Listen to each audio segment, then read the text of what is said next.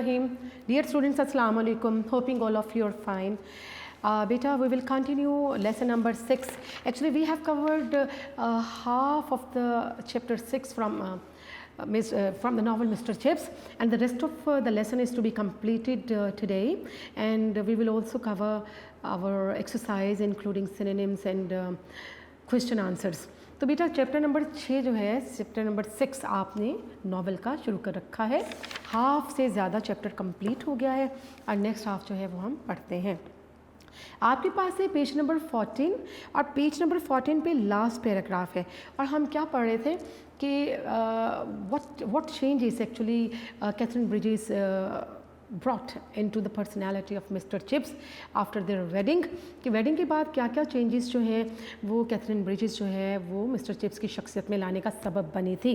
तो हमने जो हम पढ़ रहे थे उसमें लास्ट पैराग्राफ में पढ़ा था कि मिशन हाई स्कूल जिसमें गरीब बच्चे पढ़ते हैं और जिसे सपोर्ट कर रहा है ब्रुकफील्ड और जो कि ईस्ट लंदन में वाक़या था, उसके हवाले से कैथरीन चाहती थी कि उन गरीब बच्चों के साथ ब्रुकफील्ड की एक टीम का मैच, फुटबॉल मैच करवाया जाए और इस हवाले से उसको बहुत ज़्यादा अपोजिशन का, मुखालफत का सामना करना पड़ा, लेकिन अल्टीमेटली सब लोगों को वो कन्विंस करने में कामयाब हो गई.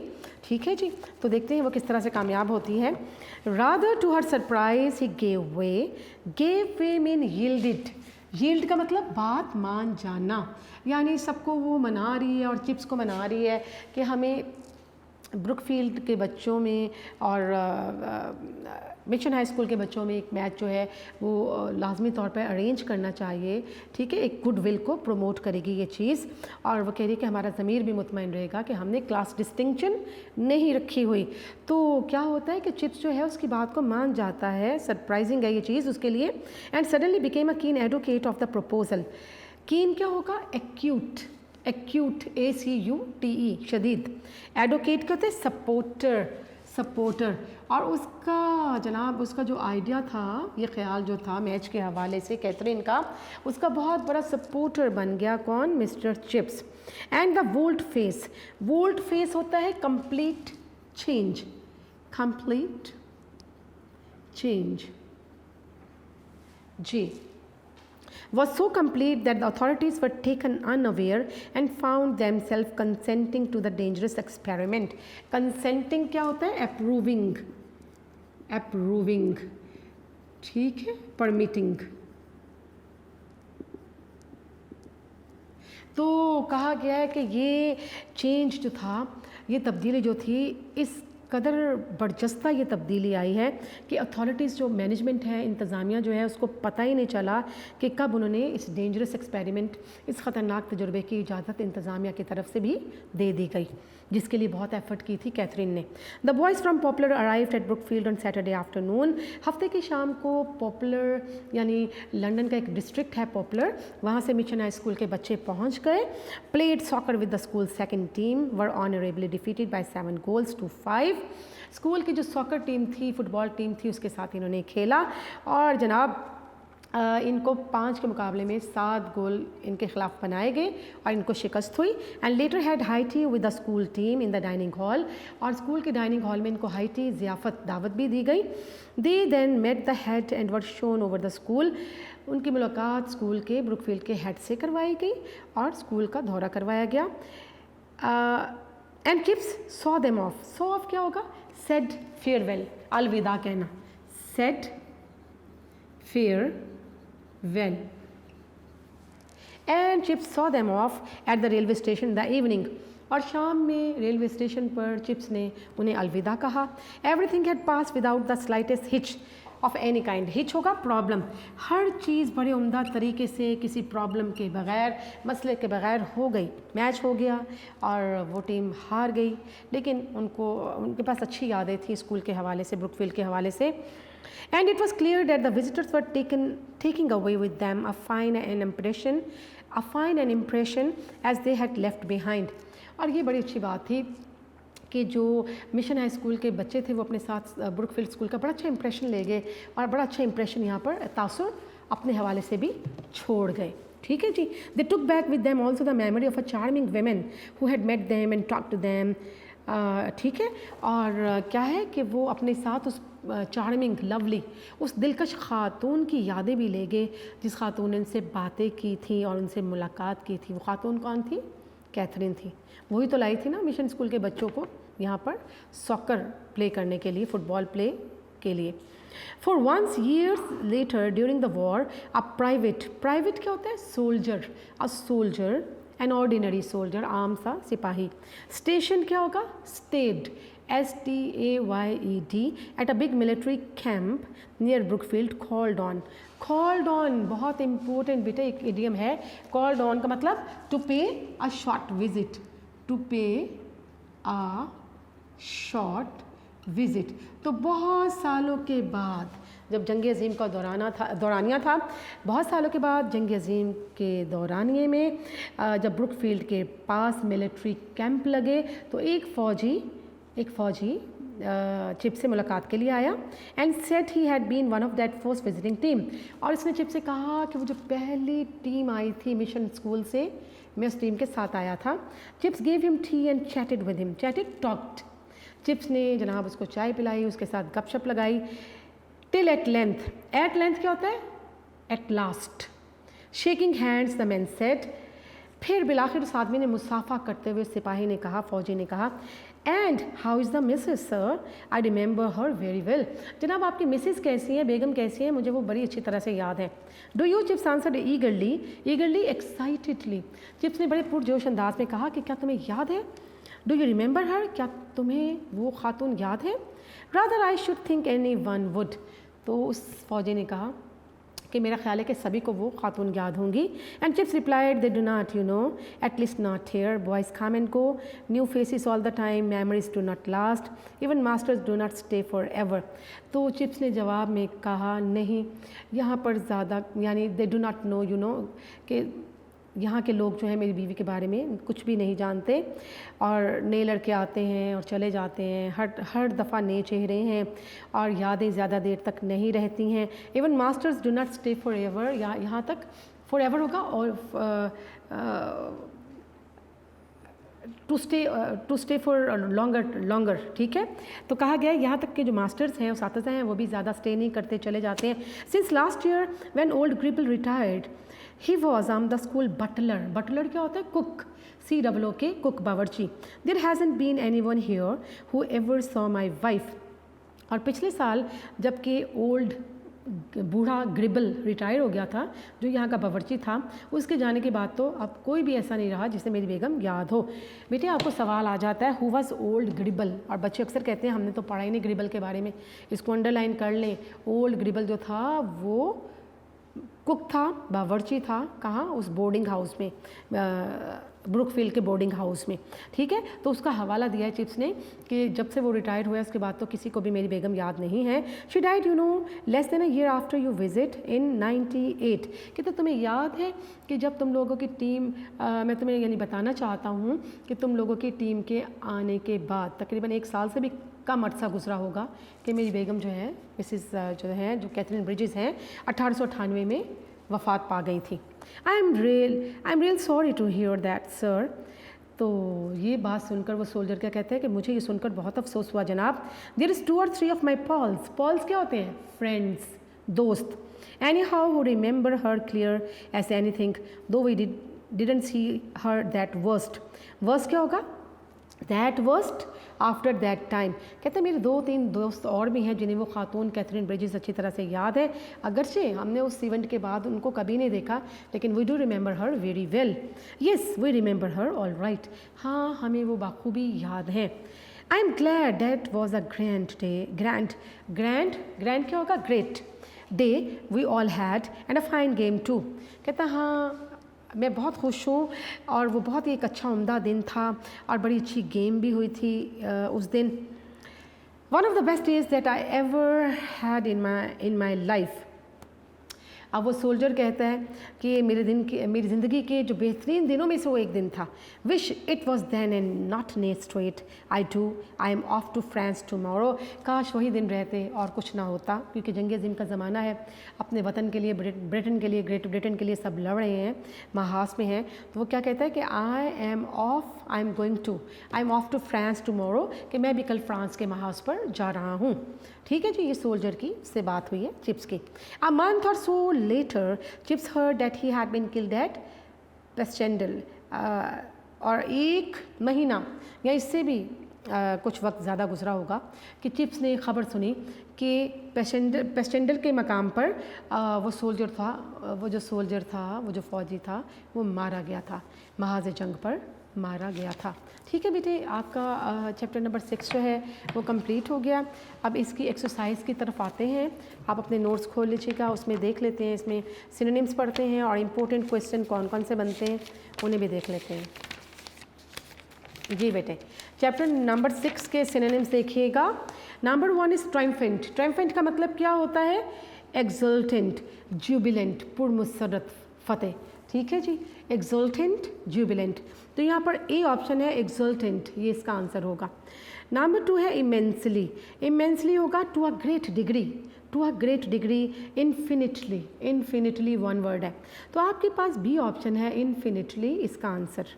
नंबर 3 पे है टेम्पटेड। टेम्पटेड का मतलब माइल होना, एंटाइस्ड, ENTICED, और ए ऑप्शन इसका जवाब होगा। Number 4 charms. चार्म्स होता है जादू, सहर, करिश्मा, लवलीनेस, तो यहाँ सी ऑप्शन है करिश्मा। Number 5 neutral. न्यूट्रल होता है इम्पार्शियल, गैर जानिबदार, सी ऑप्शन जवाब होगा। नंबर 6 है स्टफ़। स्टफ़ का मतलब मवाद, सब्सटेंस, सी ऑप्शन सब्सटेंस इसका आंसर होगा। Number 7 stir. स्टर्स का मतलब इंस्पायर, मुतासिर करना, ए ऑप्शन इसका आंसर होगा। Number 8 affection. अफेक्शन होता है मोहब्बत, प्यार, फॉन्डनेस, सी ऑप्शन है फॉन्डनेस इसका जवाब। Number 9 dry rot. Dry rot का मतलब बोसीदा, डिकेड, तो यहाँ पर सी ऑप्शन है डिके, ये इसका आंसर है। Number 10 pedagogy. पेडागोजी का मतलब होता है profession of teaching, study of teaching methods, तो आपके पास बी ऑप्शन है स्टडी ऑफ टीचिंग मेथड्स, ये इसका आंसर होगा। Number 11 pitfall. पिटफॉल का मतलब होता है रिस्क, हैज़र्ड, तो ए ऑप्शन हैज़र्ड लिखा है और ये इसका आंसर होगा। Number 12 groove. ग्रूव का मतलब होता है रूटीन, रोज़ का मामूल की बात, तो यहाँ पर रूटीन लिखा हुआ है, सी ऑप्शन में ये आंसर होगा। इंसीडुअस। इंसीडुअस होता है माहिराना अंदाज में, subtle, SUBTLE, D option answer होगा। Number 14 conscientious. कंसेंशियस का मतलब ड्यूटीफुल, फ़र्ज शनास, ड्यूटीफुल, बी ऑप्शन आंसर है।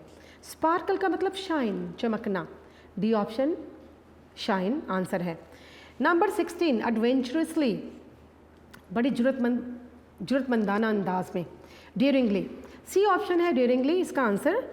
Number 70 blossomed. ब्लॉसम का मतलब ब्लूम, खिलना, तो यहाँ पर ब्लूम, बी ऑप्शन आंसर है। आगे है लेंट। लेंट का मतलब दे देना, इम्पार्ट करना, देना, कोई चीज़ देना, अता करना, तो सी ऑप्शन इम्पार्ट इसका आंसर होगा। Number 19 rigid. रिजिड का मतलब इनफ्लेक्सिबल, सख्त होना, थोड़ा सा हार्श होना, इनफ्लेक्सिबल होना, तो डी ऑप्शन इनफ्लेक्सिबल इसका आंसर है। नेमोनिक्स। निमोनिक्स का मतलब होता है exercise for improving memory, memory को बढ़ाने वाली मशकें, ज़ुमानी अल्फाज की मशकें, तो ए ऑप्शन इसका जवाब होगा। 21 पे है पन्स, PUNS। पन्स का मतलब क्या होता है? इसका मतलब जोक्स होता है, जोक्स, तो डी ऑप्शन जोक्स इसका जवाब है।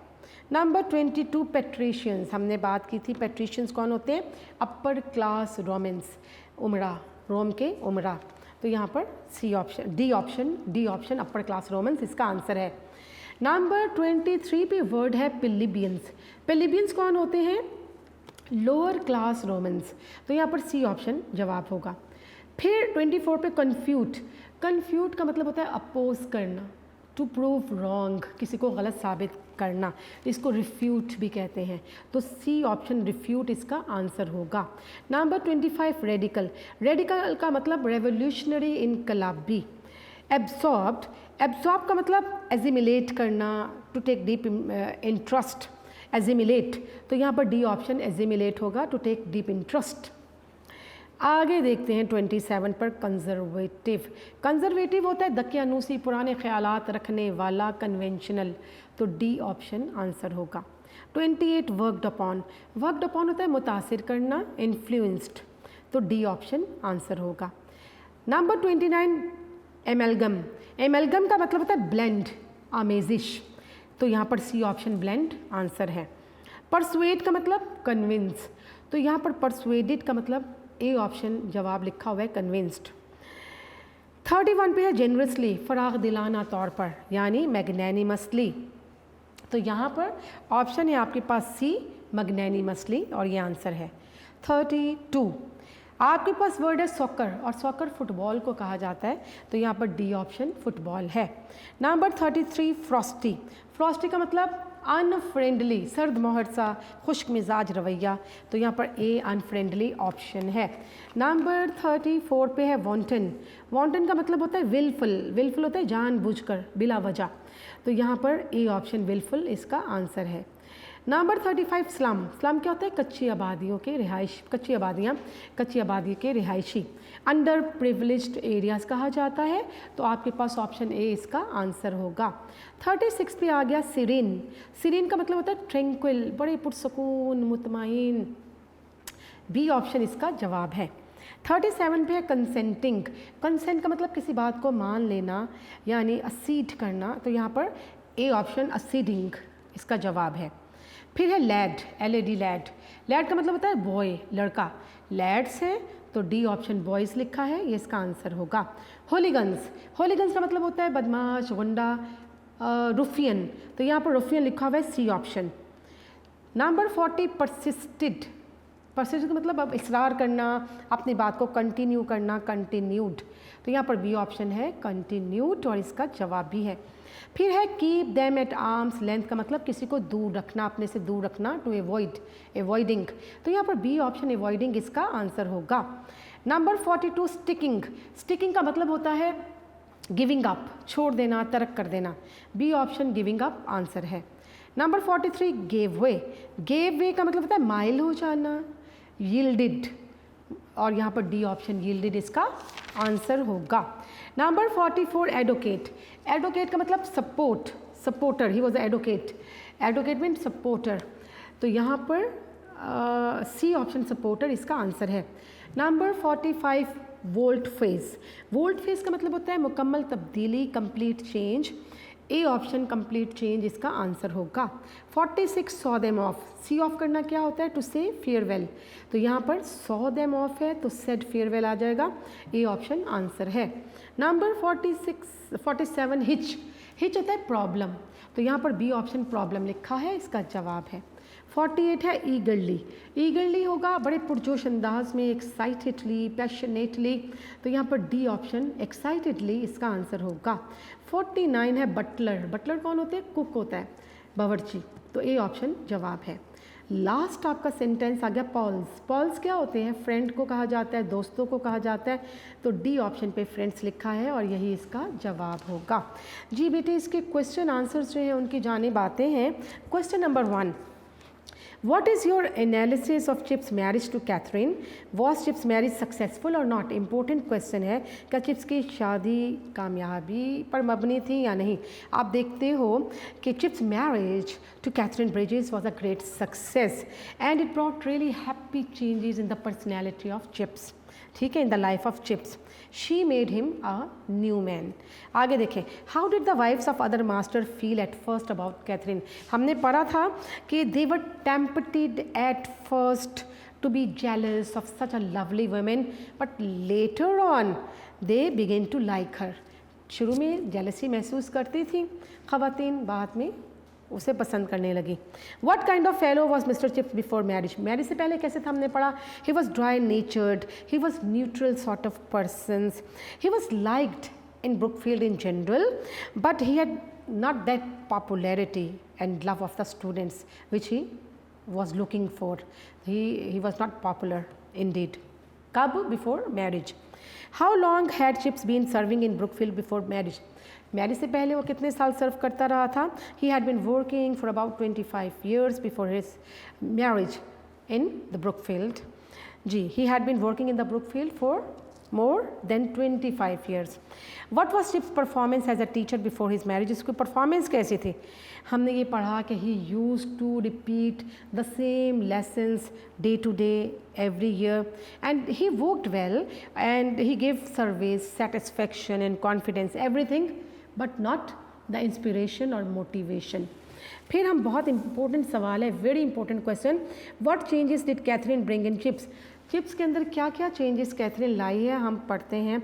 She made him a new man, his eyes gain sparkled, his humour became rich, his discipline improved and he became more confident. Very important question. आगे देखते हैं, what were the 3 things Chips wanted to get when he joined Brookfield? क्या क्या चीज़ें वो हासिल करना चाहता था जब उसने ब्रुकफील्ड ज्वाइन किया था? He wanted to be honoured, to be loved and obeyed. Write a note on Chips humour. Very important question, इतना इंपॉर्टेंट क्वेश्चन है कि ये ऑलमोस्ट हर साल आ जाता है किसी न किसी शिफ्ट में, मॉर्निंग या इवनिंग शिफ्ट में। Right a note on Chips humour. Humour क्या था कि he made little jokes like mnemonics and puns which raised laughter and which at the same time imprinted something in the minds of the listeners. अच्छा, what did Catherine do to make Chips see beyond the roofs and turrets of Brookfield? Katherine ने क्या किया कि chips जो है वो Brookfield इदारे से बाहर भी झांक सके, देख सके, अपने आप को उन लिमिटेशन से निकाल सके। हम देखते हैं कि शी ब्रॉडेंड हिज व्यूज़, उसके व्यूज़ को ब्रॉडन किया उसने। And he started looking beyond the roofs and turrets or the buildings of Brookfield. फिर हम देखते हैं he saw that his country was very gracious, very kind, and Brookfield was one of the feeding stream for this country, like many others.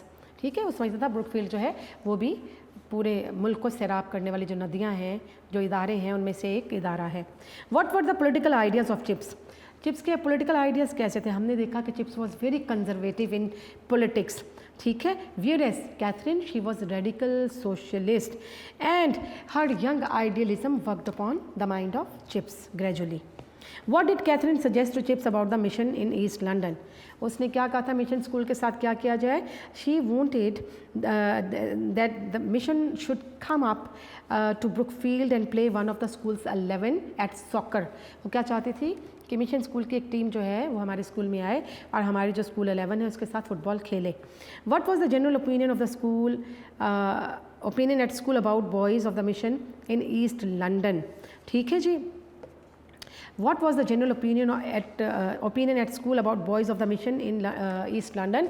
East London के school के boys के हवाले से क्या ओपिनियन थी ब्रुकफील्ड के लड़कों की? Everyone was certain that the boys of mission school would be ruffians, hooligans. They thought that the boys would make everybody disturb. Which team lost the match between the Brookfield and the Mission? किस team ने match loose किया था? The East End boys, the popular boys, the Mission School boys lost the match. They were defeated by 7-5. What did the popular boys take with them? They took the happy memories of the lady charming women who met them and talked to them. How did Chips react when the private asked him about Catherine? तो chips को कैसा महसूस हुआ था जब एक private ने, एक सोल्जर ने आकर उसकी बेगम के हवाले से सवालात किए थे? तो हम देखते हैं कि chips got surprised. He told the soldier that nobody, even the boys or the teachers or nobody in the school even remembered that lady, कि उसकी वाइफ को they had not seen even his wife, ठीक है।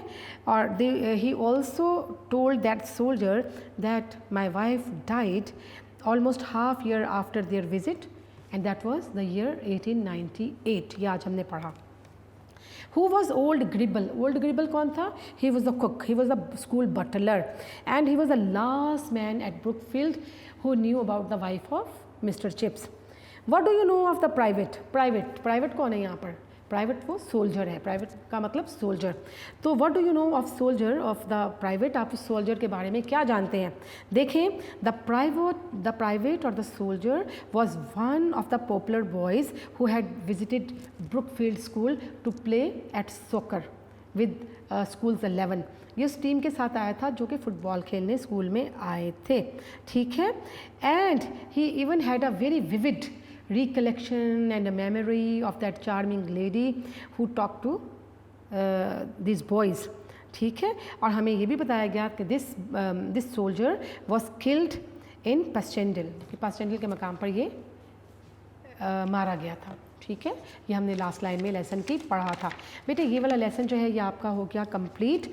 अब छोटा सा एक काम आप जो करेंगे वो ये है कि हम प्रेपोजिशन की तरफ आते हैं। आपका लेसन 6 कंप्लीट हो गया, उसकी एक्सरसाइज जिसमें सिनोनिम्स थे और जिसमें क्वेश्चन आंसर्स थे वो भी कंप्लीट हो चुकी। प्रेपोजिशन की हमने 1 to 11 एक्सरसाइजेस कर ली हैं। इसके अलावा एडिशनल एक्सरसाइजेस 3 करना थी, उसमें 1 and 2 कर ली है। लास्ट वाली 3rd एक्सरसाइज एडिशनल वाली आज हम करेंगे यूनिक नोट्स में से। मेरे पास है पेज नंबर 190 और 190 पर है आपका पेज आपकी एक्सरसाइज नंबर 3 प्रेपोजिशंस की, उसको पढ़ते हैं। The rain prevented me dash reaching the college. Prevent from होता है किसी चीज़ से महफूज रखना, तो the rain prevented me from what? From reaching the college. You must cut dash your expenses. तुम्हें अपने एक्सपेंसेस को कट करना है, कट डाउन करना है।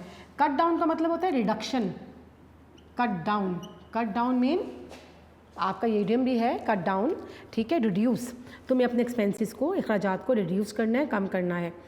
और आगे आपका एक प्रोवर्बल स्टेटमेंट है, चैरिटी बिगिंस एट होम। क्या आएगा? Charity begins at home. Number 4, smoking is injurious dash health. Injurious to होता है, किसी चीज़ के लिए नुकसानदेह होना, टू आएगा, इंजूरियस टू। फिर नेक्स्ट है बिवियर डैश पिक पॉकेट। बिवियर ऑफ होता है, पिक पॉकेट जेब कतरे होता है, जेब काटने वाले। तो बिवियर ऑफ का मतलब क्या होगा? किसी चीज़ से, बिवियर ऑफ किसी चीज़ से खबरदार रहना, बाखबर रहना। Number 6, he was shivering dash cold. Shiver from होता है किसी चीज़ से कपकपाहट पैदा होना, तो शिवरिंग क्या आएगा? शिवरिंग फ्रॉम किसी चीज़ से कपकपाहट पैदा होना, to tremble due to something, due to some sensation. तो कहा गया है कि he was shivering from cold. Number 7, the rainy season has set in. Set in का मतलब क्या होता है? सेट इन का मतलब होता है, इडियम ही है आपका। सेट इन का मतलब स्टार्टेड, शुरू हो जाना, किसी मौसम का शुरू हो जाना सेट इन होता है, ठीक है। तो the rainy season has set in. Number 8, please call dash the doctor. Call dash the doctor, तो क्या आएगा बेटा? Call in. कॉल इन का मतलब होता है इत्तला करना, बुलाना। Call in, please call dash the doctor, please call in the doctor. Next देखिएगा, the hunter fired dash the line.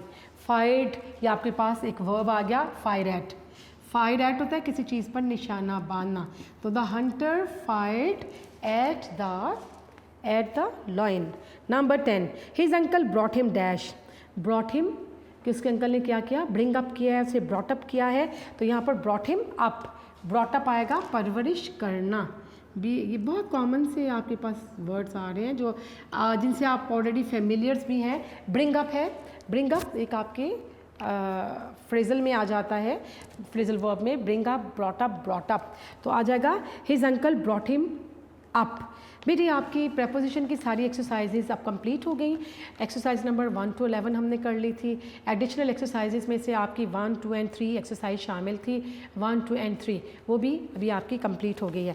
अभी बेटा आपके पास थोड़ा सा टाइम है, हम एक एक्सरसाइज करेंगे सॉल्व्ड, जो आपकी ट्रांसलेशन सॉल्व्ड एक्सरसाइजेज हैं उसमें से हम देखते हैं। फर्स्ट और सेकेंड एक्सरसाइज हम लोग कर चुके हैं। सॉल्व एक्सरसाइज, ट्रांसलेशन एक्सरसाइजेस की बात हो रही है। अनसॉल्व जो सॉल्व वाली हैं वो हम सब कर चुके हैं, सॉरी सॉल्व आपकी सारी हो चुकी हैं। अनसॉल्व्ड एक्सरसाइजेस में से नंबर 1 पैराग्राफ नंबर 1 और 2 आप कर चुके हैं। आज आप करेंगे पैराग्राफ नंबर 3, पैसेज नंबर और पैराग्राफ नंबर 3 आज आप कौन सी वाली एक्सरसाइजेज हैं? Unsolved, unsolved. ठीक है, देखते हैं।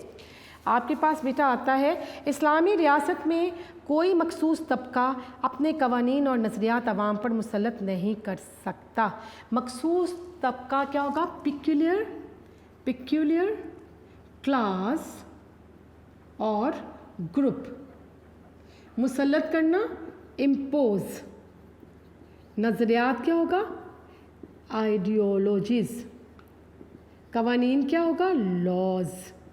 तो हम देखते हैं, in Islamic state no peculiar class can impose its laws and ideologies. In Islamic state no peculiar group or class can impose, क्या impose नहीं कर सकती? can कर सकते की वजह से आ गया, can impose its laws and ideologies अपने अवाम पर, on the people, अवाम पर, ऑन द पीपल। तो in Islamic state no peculiar class or group can impose its laws and ideologies on the people. फिर देखते हैं, इस्लामी रियासत में सिर्फ कुरान और सुन्नत के कवानीन को बालादस्ती हासिल होगी। बालादस्ती हासिल होना क्या होता है? To have supremacy, supremacy. ठीक है, तो इस इस्लामी रियासत में सिर्फ कुरान और सुन्नत के कवानीन को बालादस्ती हासिल होगी, यानी only the laws of Quran and Sunnah will keep supremacy.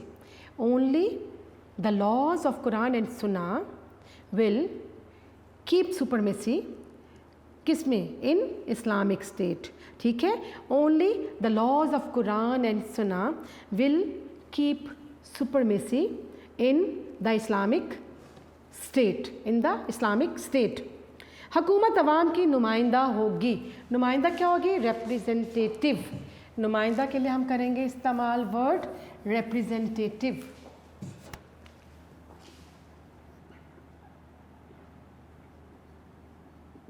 So the government will be the representative of the people. The government will be the representative of the people.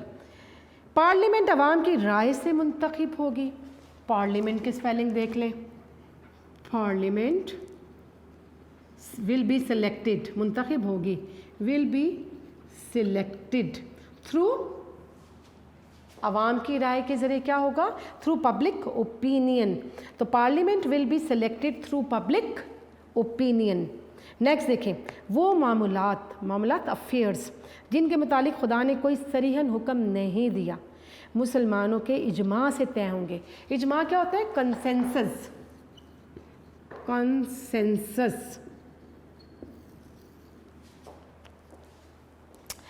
Ji, the affairs हम देखते हैं वो मामला जिनके मुतालिक खुदा ने कोई सरीहन हुक्म नहीं दिया है। The affairs which have not been, हम देखते हैं the affairs with no clear commands, the affairs with no clear interpretation. Interpretation की स्पेलिंग तशरी होगा इंटरप्रिटेशन, इंटरप्रिटेशन, इंटरप्रेट।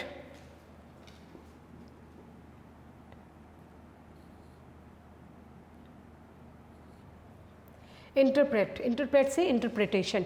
तो हम देखते हैं कि इसकी इंग्लिश आप लिखेंगे the affairs with no clear commands or interpretation from God will be decided through Muslims consensus. Consensus क्या होगा? कंसल्टेशन। ठीक है, the affairs with no clear commands from God, कि वो मामला जिस पे खुदा ताला ने कोई सरीहन हुक्म नहीं दिया। The affairs with no clear interpretation या commands from God will be decided through Muslim consensus, मुसलमानों के इजमा से। Will be decided through consensus, will be decided through consensus भी होगा मुसलमानों का इजमा।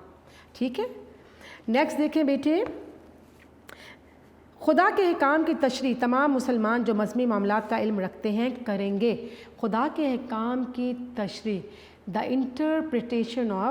इंटरप्रिटेशन ऑफ किस चीज़ की इंटरप्रिटेशन है? The commands of God. ठीक है, कौन लोग करेंगे?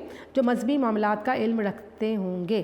खुदा के अहकाम की तशरीह तमाम मुसलमान जो मज़हबी मामलात का इल्म रखते हैं करेंगे। The Muslim scholars who have sound knowledge of religious affairs, religious matters.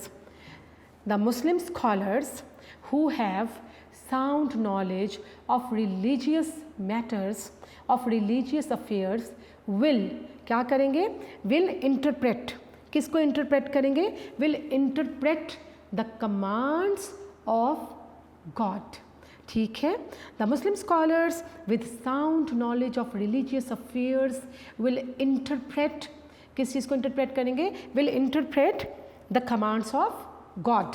आखिरी लाइन है, कोई मखसूस तबका या गिरोह इस बात का हकदार नहीं होगा कि वो अपनी मर्ज़ी के मुताबिक इस्लाम की तशरीह करे। इस्लाम की तशरीह करना, टू इंटरप्रेट इस्लाम। तो कोई मखसूस तबका, नो पिक्यूलियर ग्रुप और class will be entitled. Entitled होता है मुस्तहिक होना, हकदार होना। Will be ENTITLED, will be entitled. तो हम देखते हैं कि no peculiar class will be, no peculiar group will be entitled to interpret Islam according to its desire, according to its wish. ठीक है, ये बेटा आपकी लास्ट लाइन एक दफ़ा फिर देख लीजिएगा कि no peculiar group will be entitled to interpret Islam according to its will. ठीक है बेटे, ये आपका काम ख़त्म हुआ आज। इंशाल्लाह नेक्स्ट पीरियड में नेक्स्ट चीज़ों को लेकर चलेंगे। Take care and stay blessed. अल्लाह हाफिज़।